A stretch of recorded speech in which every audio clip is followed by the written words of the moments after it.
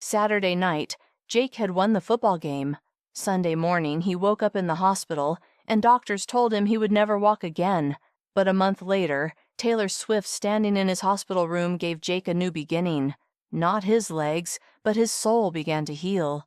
17-year-old Jake Mitchell was Nashville's brightest young football star, captain of Franklin High School, leader of the team closest to the state championship. College scholarship offers were pouring in. Big schools like Vanderbilt, Tennessee, even Alabama wanted Jake. That Saturday night, October 23, 2021, was the peak of Jake's life. The Franklin Tigers had beaten their rivals, the Brentwood Eagles, 28-21. Jake had thrown 3 touchdowns, carrying his team to the state semifinals. In the locker room, teammates were carrying him on their shoulders. "This is your year, Jake," shouted his best friend Marcus. "The road to the NFL goes through here." Jake was smiling. Everything was going according to plan. State championship, Vanderbilt University, NFL draft. His future stood in crystal clarity. After the game, Jake was driving home with his girlfriend Sarah. Sarah was also Franklin's famous cheerleader. Perfect couple, perfect night, perfect life. As Jake drove, he and Sarah were making plans. "If we win the state final, we'll go to Vanderbilt together," Jake was saying. "You in education, me in engineering. And football, of course." Sarah smiled. "And I'll always support you."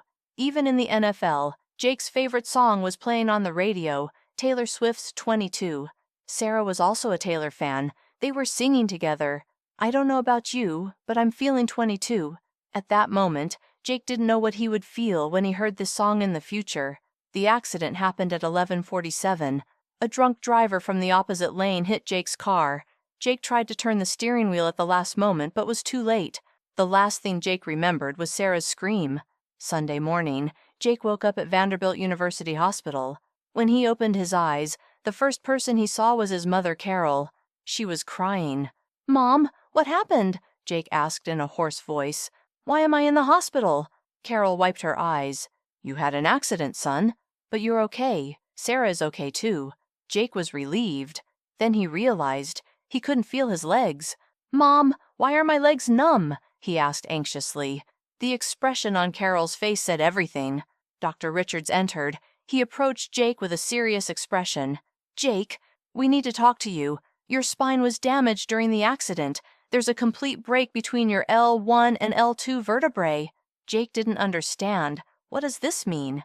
"This means you're paralyzed in your lower body, Jake. You won't feel your legs and hips. You'll most likely never walk again." The world stopped around Jake. This had to be a dream. One of those horrible kinds of nightmares. "No," Jake said. "This isn't possible. I'm a football player. We have the state final. I'm going to Vanderbilt." Dr. Richards was sad. "Jake, I'm sorry. Your football career is over." From that moment on, Jake's world went dark. The first week, Jake didn't talk at all. He didn't want to see anyone.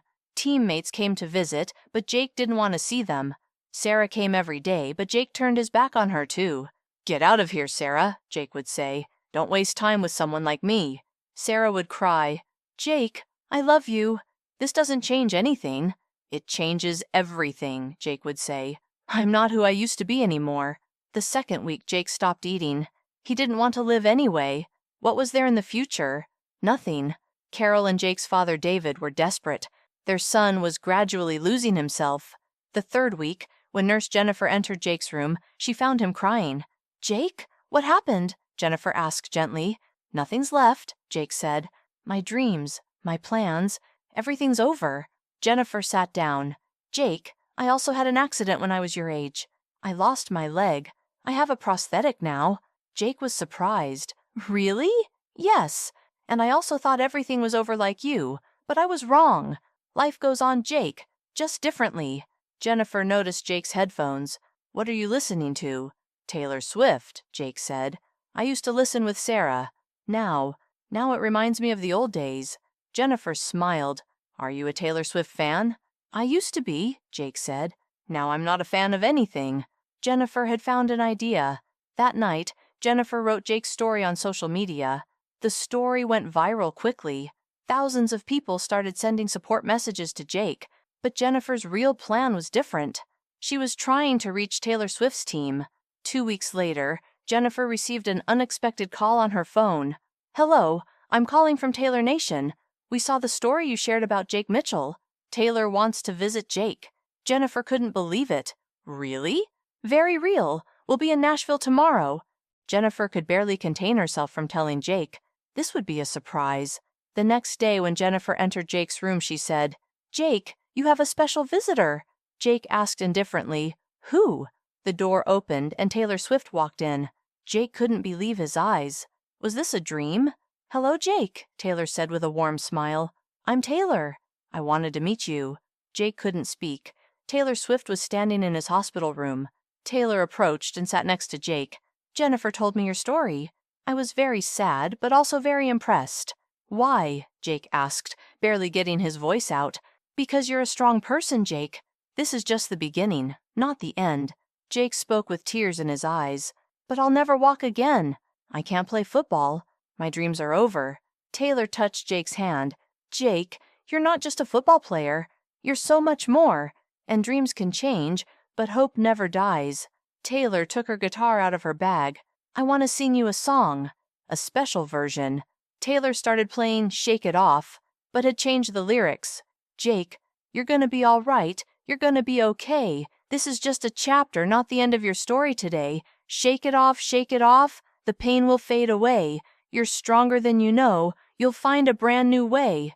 Jake was crying. For the first time in 3 weeks, he felt hope. After Taylor finished the song, she spoke. "Jake, I'm going to tell you something. You still have a champion spirit. Just your battlefield has changed." Jake asked, "But how?" "What can I do? Everything," Taylor said. "Wheelchair basketball, Paralympics, motivational speaking, coaching. The world is your playground, Jake." Taylor gave Jake a special gift, her signed guitar, written on it, "To Jake, to the strongest warrior. Never give up. Taylor." "This guitar will stay with you," Taylor said. "In every difficult moment, you'll look at it and remember your strength." Taylor stayed with Jake for 2 hours. She talked with him, listened, laughed. Jake was learning to smile again. As Taylor was leaving, she said one last thing to Jake. "Jake, I'm going to see you walk again. Maybe not with your legs, but with your spirit. And that's much stronger." After Taylor's visit, Jake completely changed. He started physical therapy. The first day was hard, but he remembered Taylor's words. 6 months later, Jake started playing wheelchair basketball. A year later, he became captain of the Tennessee wheelchair team. 2 years later, Jake started at Vanderbilt University. Not a football scholarship, but an academic scholarship. He chose the physical therapy department. His goal, to help other Jakes. Jake is now 20 years old. He's preparing for the Paralympics. He also gives motivational speeches. Sarah is still by his side. "You're still the same Jake," she says. "Just stronger." Taylor's guitar still hangs in Jake's room. Every morning he looks at it and remembers that day. "Taylor taught me the most important lesson," Jake says. "Walking isn't just with legs. Real walking is with the spirit. And my spirit has never been this strong." If this story reminded you how powerful hope can be in the face of life's unexpected blows, how music and kindness can heal souls, don't forget to like and subscribe to the video. You can share the music that keeps you standing in the comments. Remember, real strength is within us.